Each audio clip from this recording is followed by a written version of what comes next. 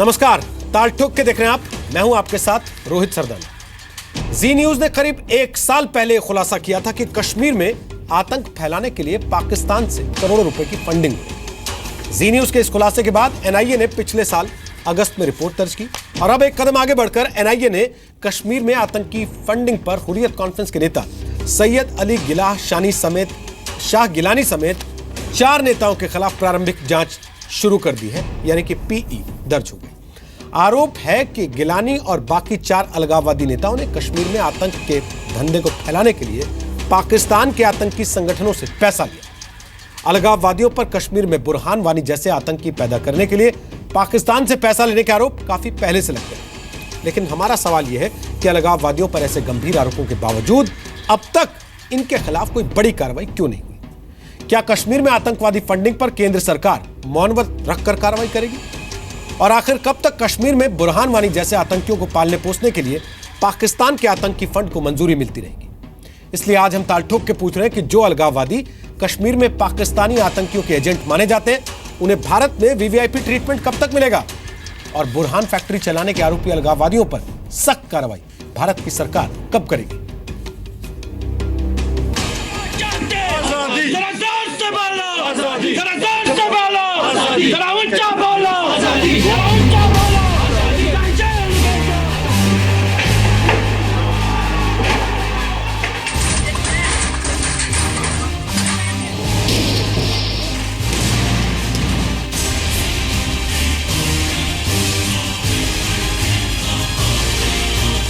देखिए, एनआईए को क्या करना है मुझे उससे कोई ताल्लुक नहीं है।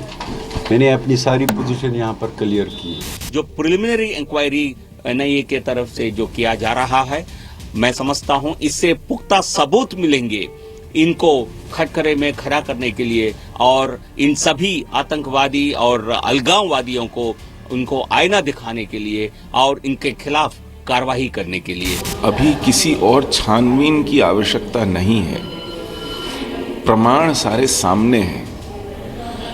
यदि कार्रवाई करनी है तो उन्हें फौरन गिरफ्तार करना चाहिए और उन पर चार्जशीट लगनी चाहिए। जन आक्रोश को ठंडा करने का काम नहीं है, ये देश को बचाने का काम है। इसमें बहुत सख्ती से निपटना चाहिए और ये जो अब की गई है इसको पहले ही किया जाना चाहिए। इस पे सख्ती से कार्रवाई होनी चाहिए, जो भी लोग इन्वॉल्व है इसमें। हुर्रियत कॉन्फ्रेंस के कई नेता जो है पैसे कैश में अधिक मात्रा या वहां से उनको पैसे मिल रहे हैं जैसे पाकिस्तान के माध्यम से, और कहीं ना कहीं ये जो है आतंकवाद से जुड़ा हुआ है। तब तो एनआईए उसको देखेगा ही, और जो जम्मू कश्मीर की स्थिति है उसमें क्या हो रहा है सब देख रहे हैं। तो मुझे लगता है ये तो बिल्कुल जायज है और ये एक्सपेक्टेड है। देर आए दुरुस्त आए पर एनआईए ने शुरू की, बहुत अच्छी बात है ये इंक्वायरी हुर्रियत पे। पर सिर्फ ये पैसा पाकिस्तान से कैसे आता था सिर्फ इंक्वायरी उस पे ना करे, पर इस पैसे का हुआ क्या, बेनामी प्रॉपर्टीज इनके कितने हैं कश्मीर में और कश्मीर से बाहर भी, इस पे भी अगर इंक्वायरी देखे तो बहुत कुछ चीजें सामने आएंगी। ताल ठोक के आज का पहला सवाल, कश्मीर में गद्दारों को शाही ट्रीटमेंट कब तक? दूसरा सवाल, आतंक के दलालों की सेवा कब तक करेगा भारत? तीसरा सवाल, आतंकियों के एजेंटों को देश निकाला कब? और ताल ठोक के आज का चौथा सवाल, आतंकियों से बुरहान फंड लेने पर गिरफ्तार होंगे अलगाववादी? तो आपको बता दें कि आज ताल ठोक के हमारे साथ बात करने के लिए कौन कौन मेहमान मौजूद हैं। हमारे साथ गौरव भाटिया हैं, वो भारतीय जनता पार्टी के नेता हैं, सुप्रीम कोर्ट में वकालत करते हैं। हमारे साथ major general retired R K. Malhotra साहब हैं, रक्षा विशेषज्ञ हैं, नेशनल सिक्योरिटी काउंसिल में 8 साल तक काम कर चुके हैं। सुशील पंडित हमारे साथ होंगे, रूट्स इन कश्मीर के को-फाउंडर हैं, राजनीतिक विश्लेषक हैं। अभय दुबे हमारे साथ होंगे, वो कांग्रेस पार्टी के प्रवक्ता हैं। इनाम उल नबी हमारे साथ होंगे, जो कि अवामी इत्तेहाद पार्टी के प्रवक्ता हैं, पत्रकार रह चुके हैं। और कुछ देर के बाद आलोक मित्तल हमारे साथ होंगे, आईजी हैं, एनआईए के हरियाणा कैडर के आईपीएस अफसर हैं, सीबीआई की ईओडब्ल्यू और साइबर क्राइम सेल में काम कर चुके हैं, हरियाणा में रोहतक रेंज के आईजी भी रह चुके हैं। मेरे 2 सहयोगी मनीष शुक्ला जो गृह मंत्रालय कवर करते वो हमारे साथ हैं, और मेरे सहयोगी राहुल सिन्हा इस वक्त हमारे साथ हैं न्यूज रूम से। जिन्होंने करीब 1 साल पहले इस बात का खुलासा किया था कि सरहद पार से हुर्रियत के नेताओं को, आतंकवादियों को फंडिंग मिलती है और उसी फंडिंग के जरिए इन पत्थरबाजों तक पैसा पहुंचता है और कश्मीर में जो माहौल बनाया जा रहा है आतंक का, उसके पीछे पाकिस्तान से आने वाले ही इस पैसे का हाथ है, जिसके बाद एनआईए ने इस मामले में जांच शुरू की थी। तो इसके पहले मैं इनामुल नबी के पास जाऊं, राहुल सिन्हा, मैं सबसे पहले आप ही से पूछना चाहता हूं, 1 साल बाद आज करीब करीब पीई दर्ज हुई है, आपको लगता है कि अब की बार कम से कम सरकार इस मामले को लेकर गंभीर है और हुर्रियत के नेताओं पर अब कार्रवाई का वक्त आ गया है? रोहित, 1 साल पहले ही पीई हो चुकी है इस मामले में, और इस मामले में जब हम लोगों ने खबर दिखाई थी 18 जुलाई 2016 से हमने बाकायदा एक सीरीज शुरू की थी, उसके ठीक 1 महीने बाद एनआईए की एक टीम कश्मीर पहुंची थी जिसमें एक डीआईजी थे, 2 एसपी लेवल के अधिकारी थे। उसके बाद जो उन्होंने पीई शुरू की थी उसमें सैयद अली शाह गिलानी के बेटे नईम गिलानी को बाकायदा नोटिस जारी किया गया था। इसके अलावा जम्मू कश्मीर बैंक पर नोटिस जारी किया गया था, और वो सारे पॉइंट्स जो हमने उठाए थे, किस तरीके से हवाला के जरिए सऊदी अरब से, पाकिस्तान से, अमन सेतु के जरिए जो पैसा पहुंच रहा है, उन सारे पहलू को ध्यान में रखकर एनआईए पिछले 1 साल से जांच कर रही है। ये ज़रूर बात है कि अब सीधे तौर पर गिलानी को इस बार नोटिस जारी किया गया, लेकिन उससे पहले उनके बेटे नईम गिलानी को जब हम लोगों ने खबर की थी तब नोटिस जारी किया गया था। पिछले 1 साल में एनआईए की पूरी कोशिश है कि जो नेक्सस तैयार किया गया है सऊदी अरब और पाकिस्तान के जरिए कश्मीर में पैसा भेजने का, उसको तोड़ा जाए। इसमें कुछ बैंक शामिल हैं, कुछ बड़े व्यापारी शामिल हैं। मैं साफ तौर पर बोलूं तो रोहित, कुछ ऐसे नाम हैं जो कि श्रीनगर में बैठे हुए हैं, जिनको वहाँ के लोग जानते हैं, उनके बड़े बड़े होटल से वहाँ पे मौजूद, और कहा जाता है कि वो आईएसआईएस के कमांडर हैं। ये सारी चीज़ें अब एनआईए धीरे धीरे जोड़ रही है, और मुझे लगता है कि शायद कुछ तस्वीर अगले कुछ दिन में साफ भी हो। ठीक है, मैं वापस आपके पास आता हूँ। इनामुल नबी हमारे साथ हैं, वो स्पोक्स पर्सन है अवामी इत्तेहाद पार्टी के। इनामुल नबी साहब, हुर्रियत के नेता जब उनसे सवाल पूछा जाता है तो पत्रकारों को मारने दौड़ पड़ते हैं। अभी तो जांच ही शुरू हुई है, कल को इस मामले में जांच आगे बढ़ेगी, हो सकता है कुछ लोग गिरफ्तार भी होंगे, तब क्या करेंगे? पहले मैं बता दूं कि हम सबको पता है कि जम्मू कश्मीर के लोग मसले कश्मीर का हल चाहते हैं, और इसमें सियासी तौर Hurriyat represents the political aspirations and sentiments of the Kashmiri people. तो जहाँ तक बात है, जिस तरह हमारे इस डिबेट में बीजेपी के स्पोक्स पर्सन भी है, मैं उनको याद दिलाना चाहता हूँ कि ये आपकी पार्टी थी जब उन्होंने एनडीए फर्स्ट में हुर्रियत वालों के साथ बात की, फिर हिजबुल मुजाहिदीन वालों के साथ भी बात की, जो कि मिलिटेंट ऑर्गेनाइजेशन है यहाँ, लोकल मिलिटेंट ऑर्गेनाइजेशन। और अब वो कहेंगे कि वो आज एनडीए 2 है या आज मोदी जी सरकार में है, तो मोदी जी के ही दौर में जब मुफ्ती साहब चीफ मिनिस्टर बन के आए तो ही फर्स्ट थैंक तो जब उनकी ओथ सेरेमनी का पहली प्रेस कॉन्फ्रेंस मुनक्किद हुई, उसमें उन्होंने पाकिस्तान और हुर्रियत का शुक्रिया अदा किया। उन्होंने ख़ास अल्फाज में हुर्रियत कॉन्फ्रेंस के सभी वरिष्ठ नेताओं का शुक्रिया अदा किया कि उन्होंने ये पोल्स कराने में सहयोग बरता। वट एवर ही सेड, मुझे उन डिटेल्स में नहीं जानी है। सबसे इम्पॉर्टेंट बात, बीजेपी आज क्या बात करेगी हुर्रियत वालों के लिए? बीजेपी ने खुद लिख के दिया है कि हुर्रियत यहाँ के स्टेक होल्डर्स हैं और वो पीडीपी के साथ इसलिए इत्तेहाद कर रहे हैं ताकि वो हुर्रियत वालों के साथ बात करके मसले कश्मीर का हल निकाले। ये आज सारे सवाल जो हैं वो बीजेपी की तरफ जाते हैं। क्या वो हमें ये बताए कि आपने यहाँ हुकूमत बनाने से पहले लिख के दिया है कि हुर्रियत स्टेक होल्डर है और आप हुर्रियत के साथ बात करेंगे? नंबर 1। नंबर 2, उसमें ये भी लिखा है कि आप पाकिस्तान के साथ बात करेंगे। आज वो बताए, कहीं वो लिख के दे रहे कि स्टेक होल्डर है और आज उन पर इल्जाम आयद कर रहे, ये दोहरापन नहीं चलेगा। जी थोड़ा सा रुक जाइए, मैं वापस आता हूं आपके पास। आपने कहा कि हुर्रियत स्टेक होल्डर है, लोगों की रिप्रेजेंटेटिव है, तो जैसे आतंकवादियों के सेल्फ क्लेम्ड कमांडर होते हैं ना, स्वयंभू कमांडर, हुर्रियत भी वैसी स्वयंभू रिप्रेजेंटेटिव है क्या? क्योंकि ना तो वो चुनाव लड़ती है, ना उसके नेता सदन तक आते हैं, विधानसभा में या संसद में। वापस आऊंगा सर, तब तफसील से बोलिएगा। प्राइम मिनिस्टर उनके साथ तफसील से बोलिएगा, तफसील से बोलिएगा। इंडिया ने उनसे बात की है, तफसील से बोलिएगा। इंडिया ने नहीं, हुर्रियत के नेता इंडिया में ही रहते हैं, तो उनके अपने देश की सरकार अगर अपने देश के कुछ लोगों से बात करती है तो वो उसको ये नहीं कहेंगे कि इंडिया ने हमसे बात की थी। थोड़ा सा सब्र रखिए, मैं वापस आ रहा हूं आपके पास। अगर मैं इंडिया हूं तो आप पाकिस्तान है क्या? इस बात का ध्यान रखिएगा बोलने से पहले। मेरे साथ थोड़ा सा रुक जाइए टेरिटरी है सर, वापस आ रहा हूं आपके पास। ये आपकी गलतफहमी है, आपको लगता होगा कि वो टेरिटरी डिस्प्यूटेड है, इस देश को नहीं लगता।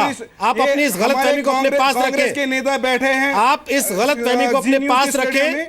आपको मंच मिला है इसलिए नहीं कि वहां पे आप आजादी का नारा लगाएं, इसलिए कि मैंने जो सवाल पूछा है आप उसका जवाब दे पाए तो दे, वरना थोड़ी देर शांति रखें, आपसे मसले थोड़ी देर शांति चाहते रहेंगे, रखें, थोड़ी देर शांति अगर आप रखें। सभी हुर्रियत इनामुल नबी थोड़ी देर शांति रखें। आपको हुर्रियत की पैरवी करनी है, बड़ा मौका मिलेगा जब एनआईए के लोग उनको ले जाके कोर्ट में खड़ा करेंगे, तब वकालत कीजिएगा उनके लिए। फिलहाल शांति रखिए थोड़ी सी, आपसे मसले कश्मीर का हल प्लीज प्लीज। अभी आपकी आवाज बंद है। मेरे साथ आलोक मित्तल आ गए हैं, आईजी हैं एनआईए के, और एनआईए ने इस मामले में अब जांच तेज कर दी है। डिबेट में नहीं ले जाऊंगा आलोक मित्तल साहब आपको, कुछ कुल मिला के 3 या 4 सवाल ही आपसे पूछूंगा केवल। मैं जानता हूं आपका समय कीमती है। पहली चीज ये कि 1 साल पहले जी न्यूज ने यह खबर दिखाई थी कि आतंकवादी संगठन फंडिंग करते हैं हुर्रियत के नेताओं की। उसके बाद से एनआईए जांच कर रही थी। आज उस जांच को हम क्या माने, वो कहां तक पहुंच गई है? अगर आपका कोई पैरामीटर होता है, शुरुआत में है, आधी हो गई है, आधी से ज्यादा हो गई है, पूरी होने वाली है, कहां मानेंगे उसको जांच को?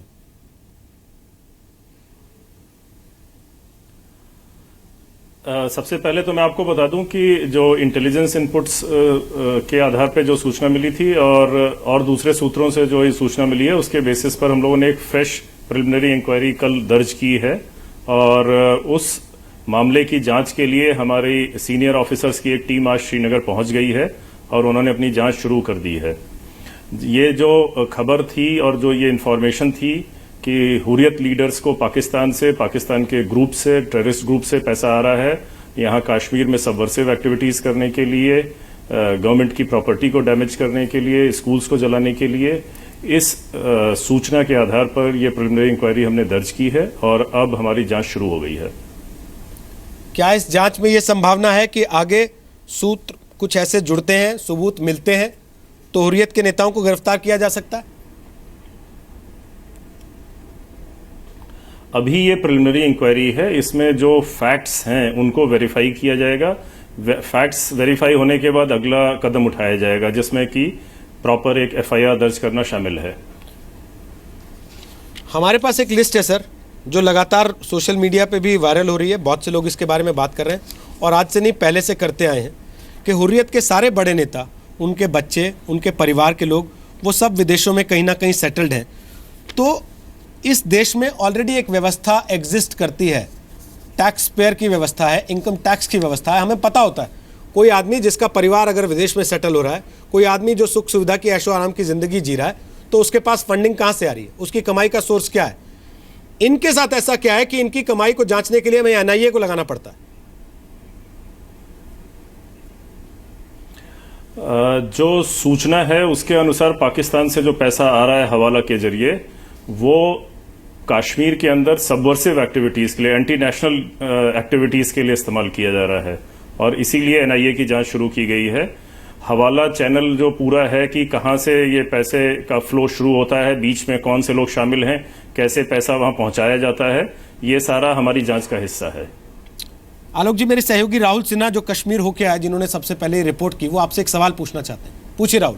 आलोक जी, 2016 अगस्त में एक और पी एनआईए की तरफ से की गई थी, शुरुआत की गई थी, जिसमें नईम गिलानी को नोटिस दिया गया था। वहां पर एक डीआईजी, 2 एसपी की टीम भी बाकायदा पहुंची थी। जब हम लोगों ने खबर दिखाई थी, जम्मू कश्मीर बैंक पर शिकंजा कसा गया था और पूरी की पूरी जो नेटवर्क दिखाया गया था उस पर एनआईए ने जांच शुरू की थी। हम वो जानना चाहते हैं कि जो 1 साल पहले एनआईए ने शुरू किया था, उसमें क्या चीज़ें अभी तक आप तक पहुंची हैं? उसमें उस जांच में जिन बिंदुओं पे वो जांच शुरू की गई थी, उसमें कुछ लोगों को एग्जामिन किया गया था, कुछ बैंक अकाउंट्स की डिटेल्स ली गई थी, उसको एग्जामिन किया गया था, और वो जांच अभी पूरी नहीं हुई है। तो ये उसी की एक कड़ी हम माने, क्योंकि उसमें साफ था हुर्रियत के नेता थे, अलगाववादी थे, आतंकवादी थे, सऊदी अरब से और पाकिस्तान से जो पैसा लगातार पहुंच रहा था। जो पहले इंक्वायरी थी उसमें भी इसी तरह के एलिगेशंस थे कि जो पत्थर फेंकने की घटनाएं हो रही हैं उनको फंड किया जा रहा है, बाहर से जो पैसा आ रहा है पाकिस्तान से। इस जो हमने फ्रेश इंक्वायरी की है, इसमें कुछ नए तथ्य सामने आए हैं, अब उनके आधार पर भी इंक्वायरी की जा रही है। आलोक जी, कभी कभी ऐसे लगता है कि हमारे देश की राजनीतिक पार्टियों को ज़्यादा पता होता है, जांच एजेंसियों को कम। कम से कम बयानों से नेताओं के ऐसा लगता है। क्या राजनीतिक दबाव भी होता है ऐसे मामलों की जांच में? नहीं, इसमें ऐसा बिल्कुल कुछ नहीं है और पूरी तरीके से फैक्ट बेस्ड इंक्वायरी है। इंक्वायरी या इन्वेस्टिगेशन के अपने अलग स्तर हैं और उन पे चीज़ों को क्रॉस चेक किया जाता है और उससे रिलेटेड जो भी इंफॉर्मेशन है उसको हम लोग कलेक्ट भी करेंगे, वेरीफाई भी करेंगे। एक आखिरी सवाल बस पूछ रहा हूं, आपने कहा जांच के बाद अगर कुछ तथ्य मिलते हैं तो एफआईआर दर्ज हो सकती है, गिरफ्तारी जैसी संभावनाएं भी हैं इसमें जो धाराएं लगेंगी? मैंने यही कहा कि ये एक पूरा प्रोसेस है। प्रिलिमिनरी इंक्वायरी दर्ज करने का मतलब ये है कि कुछ तथ्य सामने आए हैं जिनको हम लोग वेरीफाई करेंगे और जो प्राइमा फेसी केस बनता है अगर वो पाया गया तो केस दर्ज होगा और फिर उसमें इन्वेस्टिगेशन होगा और उसमें बाकी कार्रवाई भी होगी। ठीक, बहुत बहुत शुक्रिया आलोक मित्तल हमसे बात करने के लिए। आईजी एनआईए के आलोक मित्तल वो बता रहे हैं कि अभी शुरुआती जांच है, पीई दर्ज हुई है, नई पीई दर्ज हुई है, कल दर्ज हुई है और जांच के बाद अगर तथ्य सही पाए जाते हैं जिनके आधार पर यह जांच शुरू की गई है, पाकिस्तान से पैसा आ रहा है, आतंकवादी संगठन फंडिंग कर रहे हैं, हुर्रियत नेताओं का उसमें रोल है, उस पैसे का इस्तेमाल कश्मीर में अलगाववाद को बढ़ावा देने के लिए और आतंकवाद को बढ़ावा देने के लिए हो रहा है, उसी पैसे का इस्तेमाल कश्मीर के पत्थरबाजों को भी बढ़ावा देने के लिए किया जाता है। इसके बाद मामले में एफआईआर हो सकती है और गिरफ्तारी भी हो सकती है। गौरव भाटिया, जो सवाल मैंने उनसे पूछा था आप इसे पूछ रहा हूं, राजनीतिक पार्टियों को ज्यादा पता होता है, जांच एजेंसियों को कम, ऐसा क्यों? नहीं रोहित जी, अभी सबसे पहले मैं टिप्पणी करना चाहता था, अभी प्रवक्ता को सुन रहा था, हुर्रियत लीडर्स के लिए बोल रहे थे। बहुत ही दुख की बात है कि इनके पास पासपोर्ट इंडियन है, इनके बच्चे और ग्रैंडसन जो है वो नौकरी कर रहे हैं इंडियन गवर्नमेंट जॉब्स में या प्राइवेट एयरलाइन में, और इसके अलावा जो है ये सिक्योरिटी इंडियन गवर्नमेंट से लेते हैं, लेकिन उसके बाद भी इन्हें शर्म आती है ये कहते हुए कि ये एक भारतीय हैं। मैं समझता हूं इससे ज्यादा शर्मसार करने वाली बात कोई नहीं हो सकती है। और एक बात आपसे जरूर कहूंगा कि अगर हिंदुस्तान में रहना है तो भारत भारत कहना है, ये जरूरी है। और अगर आपको किसी भी चीज से परेशानी है तो फिर भारत में रहने का आपको कोई हक नहीं है। जहां तक आप रोहित जी आपने मुझसे प्रश्न किया, मैं ये कहूंगा नेशनल इन्वेस्टिगेटिंग एजेंसी जो है वो भारत की प्रीमियर इन्वेस्टिगेटिंग एजेंसी है और ये जो सारे तथ्य सामने आ रहे हैं ये बहुत ही संगीन हैं और प्रिलिमिनरी इंक्वायरी केवल एक शुरुआत है। इसके बाद जो है एफआईआर दर्ज होती है अगर तथ्य सामने आते हैं कि प्राइमा फेसी मटेरियल है, और नेशनल इन्वेस्टिगेटिंग एजेंसी पूरी तौर से अपना जो है प्रयास करेगी, सारा जो मटेरियल है उसको सामने लाएगी और जरूरत पड़ी तो केस भी रजिस्टर होगा, विवेचना होगी और जो और कदम उठाने हैं वो भी उठाएंगे। मैं एक बात और कहना चाहता हूं कि अरुण जेटली जी जो कि रक्षा मंत्री हैं वो भी अभी कश्मीर में थे, पीडीपी के साथ जो एजेंडा ऑफ अलायंस में लिखा है कि हम हुर्रियत के साथ बात करेंगे, उसके बारे में बताइए ना। उन्होंने सख्त देश के लोगों को उसके बारे में तो बताइए, आप धोखा दे रहे हैं। मैं आपको बता रहा हूं, वोट हासिल करके, चाहे पाकिस्तान हो चाहे कोई सेपरेटिस्ट लीडर हो जिसमें हुर्रियत भी आता है, जब तक आपकी जो तौर तरीके हैं बात करना तो दूर, आपके खिलाफ एक्शन होगा और सख्त एक्शन होगा, क्योंकि बात उसी से हो सकती है जो भारतीयता में, भारत के संविधान में अपनी आस्था प्रकट करे। बात उससे नहीं हो सकती है जो भारत में रहे और उसके बाद भी कहे कि हम तो पीओके का हिस्सा है और इस पे भी चर्चा होनी चाहिए। तो ये बात मैं आपको स्पष्ट कर दूं कि फिर से कह रहा हूं कि हिंदुस्तान में रहना है तो भारत भारत कहना है, हमारे कानून के तौर तरीकों के साथ चलना पड़ेगा, संविधान में अपनी आस्था व्यक्त करनी पड़ेगी। उसके बाद हम तय करेंगे कि विवेचना में कुछ आया है तो उस पर कार्रवाई करें या बात करें। ये हमारा क्षेत्र अधिकार है, गौरव भाटिया, आपका क्षेत्र अधिकार नहीं है। ठीक है गौरव भाटिया। गौरव जी बताइए ना, आपने एजेंडा ऑफ अलायंस में लिखा है कि आप हुर्रियत के साथ बात करेंगे, उधर कहीं कोई कंडीशन नहीं लिखा हुआ है। इनामुल नबी, उधर अनकंडीशनल डायलॉग लिखा है। हुर्रियत रिप्रेजेंटेटिव है जम्मू कश्मीर की। इनामुल नबी, अभी तो आप कह रहे थे कि हुर्रियत स्वयं कमांडर है, अब आप कह रहे हैं कि हुर्रियत के साथ बात करेंगे तो क्यों लिख दिया? आप खुद भी तो एक स्टैंड पे रहिए ना, एक तरफ तो रहिए कम से कम। मैं इससे पहले आपसे पूछ रहा हूं जल्दी से, सुशील पंडित, ऐसा क्या है कि हुर्रियत के नेताओं से पिछले 60 साल में हम ना तो जांच कर पाए उनकी, ना किसी को पकड़ के हम जेल में डालते हैं, कोशिश करते हैं तो डर डर के नजरबंद करते हैं और उसके बाद खुला छोड़ देते हैं उनको, और उनको वीआईपी स्टेटस देते हैं जानते हुए कि गद्दार हैं। नाटक चल रहा है। केंद्र में कोई भी सरकार आए, किसी भी दल की आए, किसी भी एजेंडा और किसी भी मैनिफेस्टो पर आए, सबको देख चुके हैं। और सब ये नाटक करते हैं और एक कंपेटिटिव फंडिंग कर रहे हैं। अगर पाकिस्तान से 10 आएंगे तो हम 12 देंगे, अगर 100 आएंगे तो हमसे 125 ले लो। इस तरह की एक स्पर्धा में चले गए हैं, दंडवत हो गए हैं हुर्रियत के। अगर उनको जेल भी भेजते हैं तो नजरबंद करते हैं, लग्जरी में टिकाते हैं उनको। कहां से लाई उनकी ऐसी? आपने दिल्ली में मकान कहां से लाया? आपका नोएडा मकान कहां से आया वो भी बताए ना। आपको आपको शिवसेना वालों ने क्यों निकाला वो भी बताए ना। आप तो बीजेपी की एडवर्टाइजमेंट एजेंसी चला रहे थे, उसका क्या हुआ वो भी बताए ना। आप किसी स्कूल में पढ़े हैं या मदरसे से पढ़ के आए हैं? कहां तरबियत हुई है आपकी?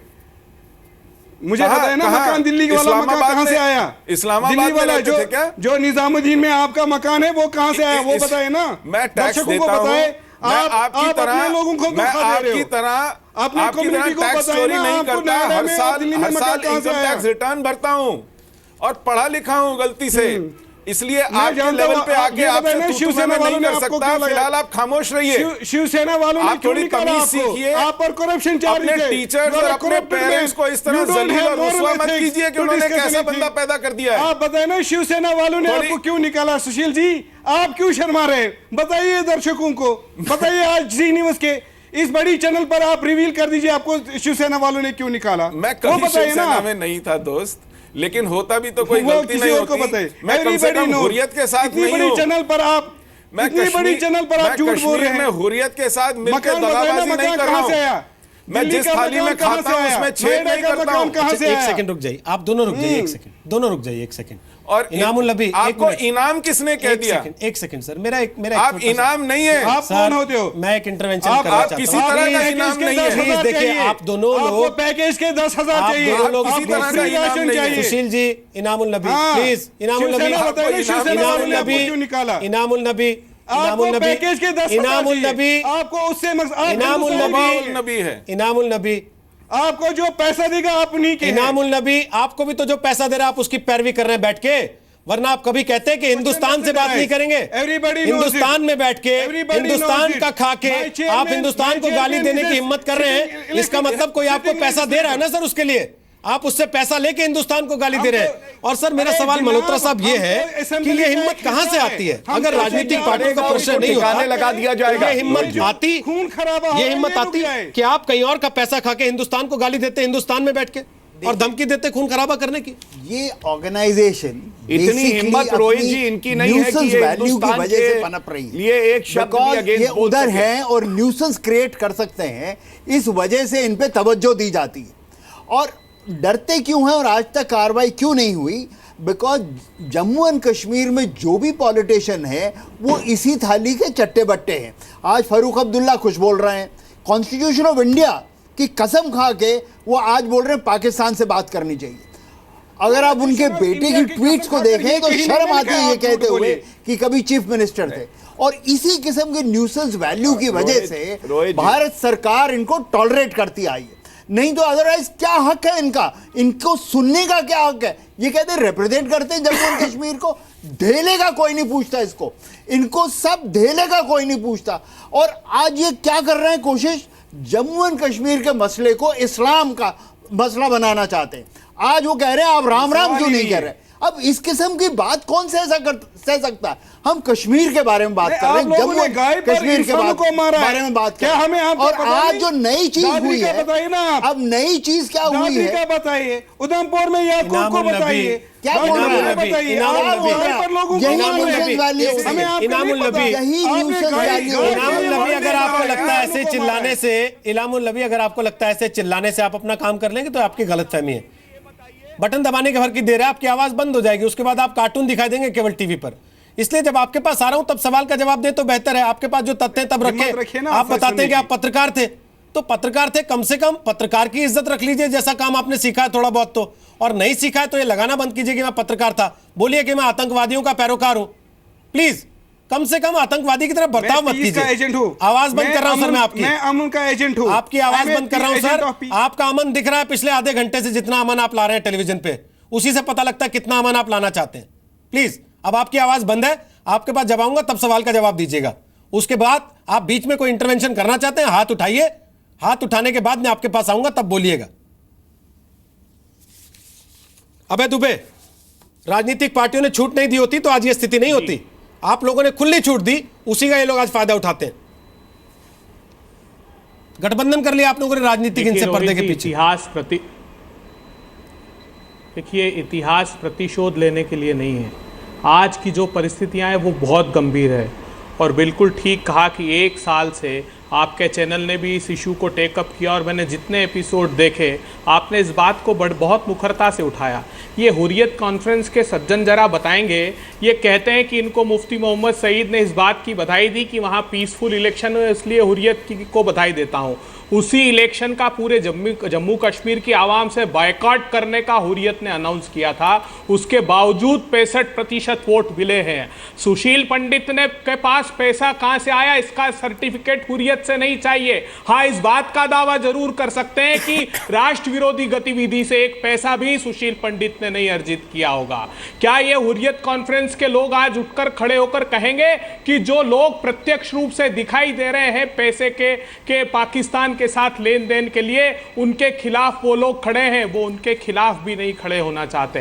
ये जो NIA एक्ट 2008 का सेक्शन 6 में इंक्वायरी हो रही है रोहित जी, और इसमें जब तक सब्सटेंशियल एविडेंस नहीं होते प्रिलिमिनरी इंक्वायरी भी स्टार्ट नहीं होती। ये बता दूं मैं आपको, एक बात जो भारतीय जनता पार्टी को सबक लेने की है कि ये बात बिल्कुल ठीक है, अब तो कम से कम उनको समझ में आना चाहिए, क्योंकि हुर्रियत कॉन्फ्रेंस को न सिर्फ ये स्टेक होल्डर कह रहे थे, बल्कि ये कह रहे थे कि irrespective of their ideological views and leanings, उनके झुकाव और उनके आदर्श की सोच कुछ भी हो, उसके बावजूद हम बात करेंगे।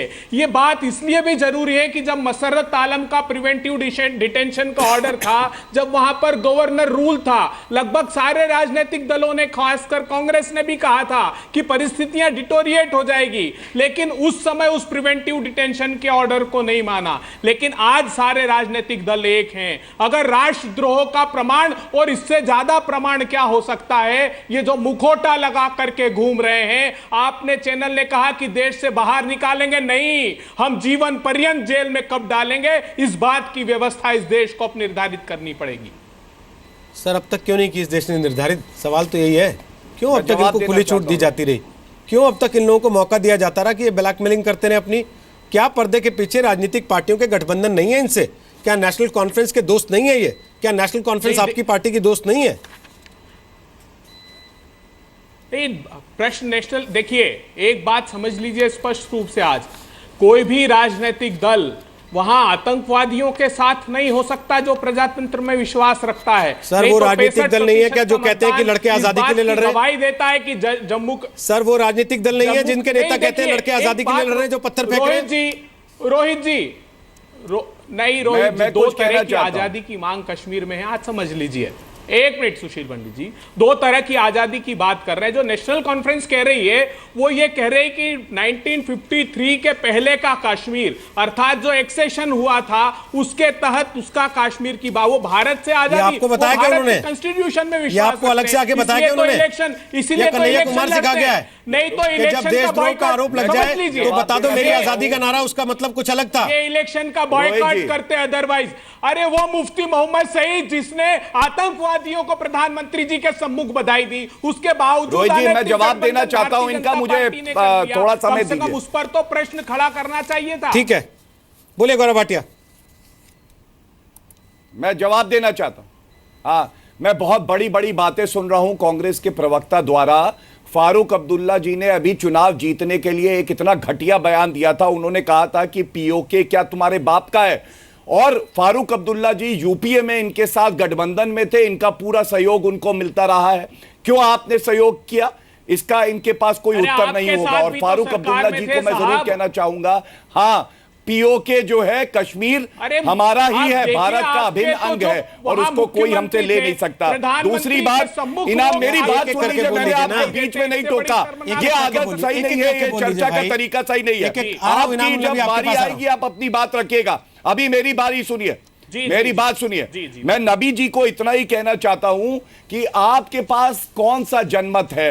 अभी हमने देखा कि जब 700 नौकरियों के लिए सब इंस्पेक्टर की, वही इंस्पेक्टर और पुलिस जो कश्मीर में अपनी ड्यूटी करती है, अपनी जान पे खेल लेती है, तो वहां की जो आम लोग थे 70,000 लोग बाहर आए, उन्होंने पार्टिसिपेट किया नौकरी के लिए।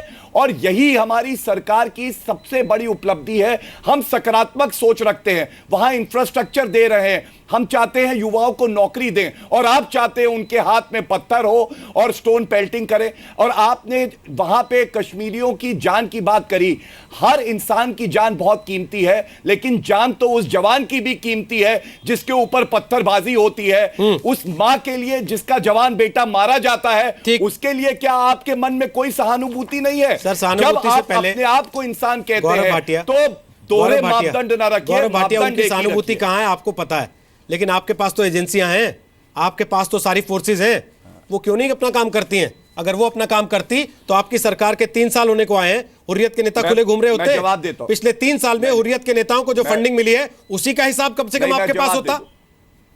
आपने आज जांच शुरू की है। रोहित जी, मैं बिल्कुल आपको जवाब दे विश्वविद्यालय में मैं जवाब दे रहा हूं। रोहित जी, बात सुनिए, मैं जवाब दे रहा हूं। आप तो रहने दीजिए, कम से कम आपने कहा, आप तो रहने दीजिए अभय जी। आपकी पार्टी के नेता उनकी पैरवी कर रहे थे विश्वविद्यालय में नारे लगाने वालों की, वहां बैठ के फोटो खिंचा रहे थे सबके सब। आज आप बता रहे हैं विश्वविद्यालय में नारे लग रहे थे। अब आज तक नहीं पकड़े गए। सरकार ने क्या जो किया, लोग इसकी नारे मैं लगा आपको रहे जरूर थे, जो कश्मीर पकड़े तो आपके नेता भी जाने चाहिए साथ में, जो उनको नारे लगवा रहे थे साथ में बैठ के और कह रहे थे कि तुम आवाज उठाओ, हम तुम्हारे साथ हैं। गौरव, पूरा कीजिए अपनी बात को। किसने कहा रोहित जी? बिल्कुल नहीं। बिल्कुल रोहित जी, जो आपने बात पूछी वो बहुत लाजमी सवाल है। मैं ये बताना चाहूंगा कि जब सर्जिकल स्ट्राइक्स हुई और पाकिस्तान के जो वहां के सोल्जर्स हैं उनको मारा गया, ये अपने आप में बहुत बड़ी उपलब्धि थी। ये इसलिए संभव हुआ क्योंकि नरेंद्र मोदी जी में एक सशक्त नेता है जो भारत को लीड कर रहा है। उसके अलावा आपने अभी देखा है कि स्टोन पेल्टिंग के जो पहले सीआरपीएफ जवान जो इंजर हुए थे, वो 2010 में 1755 हैं, ये मेरे पास आंकड़े हैं। और 2014 में ये घटनाएं 231 पे आ गई, 2015 में ये 172 पे आ गई। अगर वहां के लोकल लीडर्स राजनीति करें तो मैं वायलेशन कितने हैं उसको भी कैलकुलेट कर लीजिएगा, और आपके जवान जो मारे जा रहे हैं उसको भी कैलकुलेट कर लीजिएगा, उसके बाद कहिएगा। आपने ठीक है पार्टी में जगह पाली है सीट सिक्योर करने के लिए, इतना भी मत करिए सर, थोड़ा सा रहम कर लीजिए। बाकी सारे आंकड़े भी देखिए ना रोहित जी, ये तो व्यक्तिगत चर्चा सर, बाकी आंकड़े भी देखिए ना साथ में, प्लीज। आपके जितने भी सवाल हैं उसका उत्तर देना मेरा दायित्व है। सर, बाकी आंकड़े भी साथ में देखिए, केवल ये मत बताइए कि पत्थरबाजी में इतना हो गया। सर, गोलीबारी में कितना हो रहा है उसको भी देख लीजिए। और मेरी ये जिम्मेदारी है कि मैं सरकार का पक्ष और पार्टी का पक्ष मजबूती से रखूं। ठीक है सर, अगर आपको इससे लाभ है कि आप मुझ पे व्यक्तिगत प्रहार करें। सर, मैं कोई व्यक्तिगत प्रहार नहीं कर रहा हूं आपके ऊपर, मैं कोई व्यक्तिगत प्रहार नहीं कर रहा हूं आपके ऊपर। इनामुल नबी, बोलिए अपनी बात। अब नहीं, आपने एक कमेंट किया, इनामुल नबी आप बोलिए अपनी बात, और कश्मीरी बन के बोलिएगा, पाकिस्तानी बन के नहीं। मैं बिल्कुल कश्मीरी बनकर ही आपसे बात कर रहा हूँ। हम भी फील पेन करते हैं जब किसी पर पत्थर लगता है, किसी को गोली लगती है, किसी पर पैलेट लगता है, क्या किसी पर बुलेट लगता है।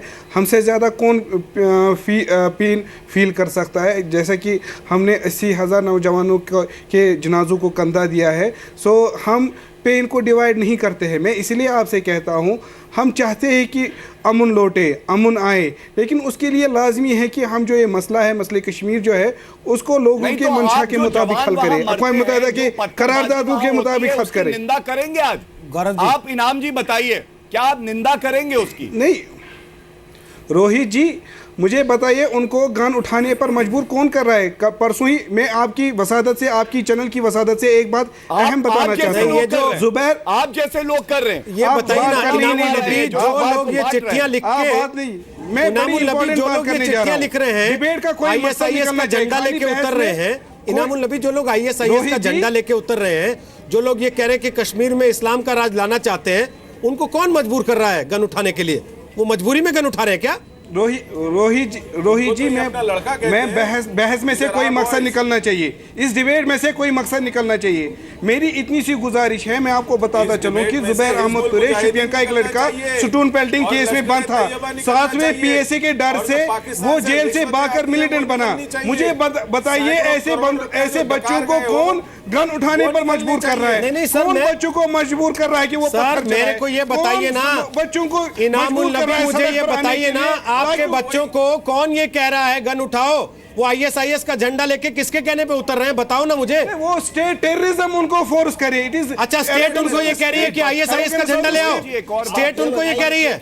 स्कूल जला रहे हैं तो स्टेट जला रही है क्या? आप बच्चों के हाथों में किताब क्यों नहीं देते? स्कूल किसी ने नहीं जला रहा है। स्कूल जिसने जला उसको सजा मिलनी चाहिए। बच्चों के हाथों में, हम आपके साथ हैं। 216 स्कूल जला दिए, ये बच्चों को आप क्या सिखा रहे हैं? गौरव जी, आप कहते हैं जम्मू कश्मीर आपका हिस्सा है, बच्चों के भी बारे में बात करनी थी। आप लोगों ने 500 के करीब आपने बच्चों को अंधा किया। आप अपने 150 के करीब आपने नहते लोगों को यहाँ शहीद किया। आप शहादत की बात कर रहे हैं, आपके खुद के बच्चे तो उधर है नहीं। आप ये बताइए। नहीं सर, आपके बच्चे बताइए मुझे। एक मिनट गौरव भाटिया, एक मिनट गौरव भाटिया, एक मिनट गौरव भाटिया, एक सेकंड श्रीनगर में, एक सेकंड गौरव भाटिया, एक सेकंड गौरव भाटिया, 15 साल, एक सेकंड गौरव भाटिया, इनामुल नबी, एक मिनट रुक जाइए, एक मिनट रुक जाइए। इनामुल नबी और गौरव भाटिया, आप दोनों को रोक के एक चीज बता रहा हूँ, दोनों को रोक के एक चीज बता रहा हूँ। इनामुल नबी, अब जरा ध्यान से सुनिएगा जो पढ़ के सुना रहा हूँ आपको तब पता लगेगा। हालांकि आप बात जानते हैं, उसके बाद भी आप पैरवी कर रहे हैं इनकी। सैयद अली शाह गिलानी, बड़ा बेटा नईम गिलानी पाकिस्तान में डॉक्टर है, दूसरा बेटा जहूर गिलानी भारत में एयरलाइंस में क्रू मेंबर है, बेटी जेद्दा में टीचर है, दामाद जेद्दा में इंजीनियर है। आप कह देंगे गलत है, कोई बात नहीं, कहते रहिए। ये इस देश की एजेंसियों के थ्रू वेरीफाई होकर आई है जानकारी। मीर फाइज उमर फारूक, बहन राबिया फारूक लंदन में डॉक्टर है। आप तो जानते ही होंगे सर, आपके पास तो पूरा रिकॉर्ड होगा, आप तो जानते ही होंगे सर। एजेंसियों के पास जो रिकॉर्ड है वो भी सुन लीजिए, एजेंसियों के पास जो रिकॉर्ड है वो भी सुन लीजिए। वो क्यों नहीं जाते सर पत्थर खाने? मीर फाइज उमर फारूक की बहन राबिया फारूक लंदन में डॉक्टर है, वो क्यों नहीं पत्थर फेंकती? मोहम्मद अशरफ सहराई, बेटा आबिद सहराई दुबई में कंप्यूटर इंजीनियर है, वो क्यों नहीं पत्थर फेंकता? गुलाम मोहम्मद सुमजी, बेटा जुगनू सुमजी दिल्ली में मैनेजमेंट का स्टूडेंट है, सर वो क्यों नहीं पत्थर फेंकता? हाशिम कुरैशी, बेटा इकबाल कुरैशी लंदन में रहता है, दूसरा बेटा बिलाल कुरैशी लंदन में रहता है। अब्दुल अजीज डार, बेटा उमर डार पाकिस्तान में पढ़ रहा है। सर ये इनके बच्चे क्यों नहीं पत्थर फेंकते? आपके बच्चे क्यों पत्थर फेंक रहे बेचारे? उनको क्यों पैलेट गन लग रही है? इनके लड़कों को क्यों नहीं लगती पैलेट गन? आप लोगों को अब भी समझ में नहीं आता कि आपको बेवकूफ बना रहे हैं और आप बन रहे हैं खुशी खुशी बैठ के। से आप सुन ही नहीं रहे। मुझे बताइए, हमें पत्थर का मसला हल करना है या पूरे मसले को हल करना है? पूरा मसला आपसे हल नहीं होगा सर, आप पत्थर रोक लीजिए। पूरा मसला हल करने के लिए हुकूमतें बैठी है 70 साल से। बात तो कर लीजिए, पूरा मसला आप ही से हल हो जाएगा क्या? आप कहते आप ही से हल हो जाएगा क्या पूरा मसला? आप पत्थर तो रुकवा लीजिए कम से कम। मैं कौन होता हूँ मुझसे हल होगा? लेकिन आपने करना है ना, कर लीजिए। पाकिस्तान से इनाम खाना बंद कीजिए, हम चाहते हैं इनाम जी, और पत्थर अपने आप रुक जाएंगे। ये जो इनाम आप खा जाते हैं ना और पत्थर दूसरों से फिकवाते हैं। दो तीन सुशील पंडित, मैं आपके साथ क्या बात करूं? इतना इनाम भी मैं मत आपके खाओ साथ क्या बात करूं? कश्मीर पूरा पत्थर खाए। कौन से कश्मीर में है? हाँ, 70 में आप भागे इतना इनाम हजम नहीं होगा। शिवसेना के आप पर है, सैकड़ों करोड़ का इनाम खाओगे।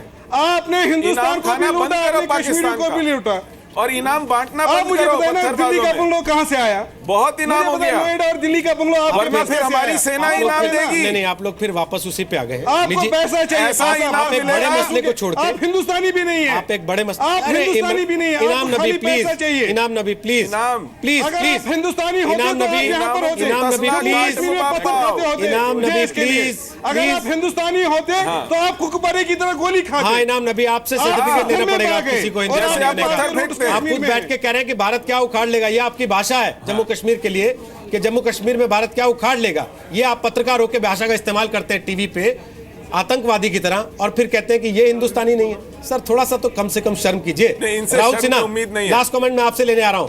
1 साल पहले आपने स्टोरी फाइल की थी, 1 साल के बाद एनआईए ने पीई दोबारा से दर्ज की है, जांच शुरू कर दी है। गौरव भाटिया कह रहे हैं कि जांच हो रही है, चीजें आगे तक जाएंगी। क्या आपको लगता है चीजें आगे तक जाएंगी या एक बार फिर राजनीति हावी हो जाएगी जैसी आज तक होती आई? पता नहीं, मुझे लगता है कि 1 साल पहले भी जांच शुरू हुई थी रोहित, और जिस हिसाब से काम होना चाहिए था उस हिसाब से वो स्पीड दिखाई नहीं दी। स्थिति बड़ी साफ है। 2016 में बुरहान वानी से पहले हुर्रियत कॉन्फ्रेंस पूरी तरीके से मर चुकी थी।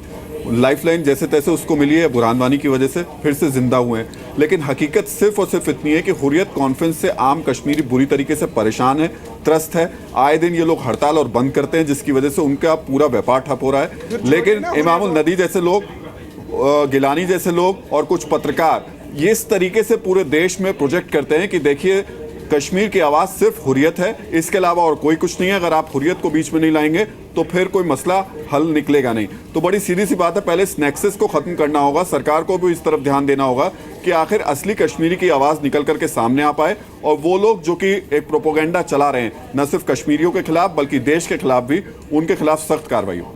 गौरव भाटिया, भरोसा दे सकते हैं आप ये लोग अंदर जाएंगे जो पाकिस्तान से पैसा लेके हिंदुस्तान में आतंक फैलाते हैं, या वीआईपी बने रहेंगे ऐसे? एजेंडा ऑफ अलायंस क्या है? गौरव जी से पूछे एजेंडा ऑफ अलायंस क्या है? पूरी जिम्मेदारी एजेंडा के स्पेलिंग बताना। एजेंडा ऑफ अलायंस कहिए ना, पूछे नहीं इनसे क्या है? अनकंडीशनल डायलॉग विद हुर्रियत करारदाद। सुन लीजिए पहले। अरे इनाम जी, ऐसा ना हो जी हटा दूं। बात सुनिए, रोहित जी ने प्रश्न किया, मुझे उत्तर देने दीजिए। पूरी जिम्मेदारी से एक बात कहता हूं कि जिस तरह से ये लोग लिप्त पाए गए हैं गलत गतिविधियों में, इनके खिलाफ सख्त कार्रवाई होगी रोहित जी। और हम पाकिस्तान नहीं है, भारत में रूल ऑफ लॉ है। हमने देखा जाधव जी के साथ क्या किया पाकिस्तान ने, तो हम अगर अरेस्ट भी करेंगे तो लॉ के तहत करेंगे। और दूसरी बात इनाम जी से मैं ये कहना चाहता हूं, के कातिलों का क्या हुआ? क्या उखाड़ लोगे? जिन्होंने एक लाख को कत्ल किया, एक शब्द बोला तो क्या उखाड़ नहीं देंगे? हम उन सारे लोगों को चौधरी के कातिल कहां हैं? बाहर फेंक देंगे। गौरव जी जान लीजिएगा, where is rule of law? नहीं, भारत में रहिए, भारत के बंदे रहिए। बहुत बहुत शुक्रिया। You are alive. That is the evidence of rule of law. Inamul Nabi, A man like you would have been liquidated in any other country. That is the rule of law. You will otherwise also liquidate us. बहुत बहुत शुक्रिया। Very soon. Inamul Very soon. नबी, Inshallah. जो आदमी TV पे बैठ के ये कहे कि जम्मू कश्मीर में भारत क्या उखाड़ लेगा, उसको तो वैसे भी अधिकार नहीं है हिंदुस्तान की जमीन पे रहने का। ये हिंदुस्तान की सरकार की मजबूरी समझिए, लोकतंत्र की मजबूरी समझिए कि वो आप लोगों को न केवल झेलते हैं बल्कि हमें भी मजबूर किया जाता है कि आप जैसे लोगों को मंच दिया जाए ताकि आप कल को ये ना कह सकें कि हमारी सुनवाई नहीं हुई।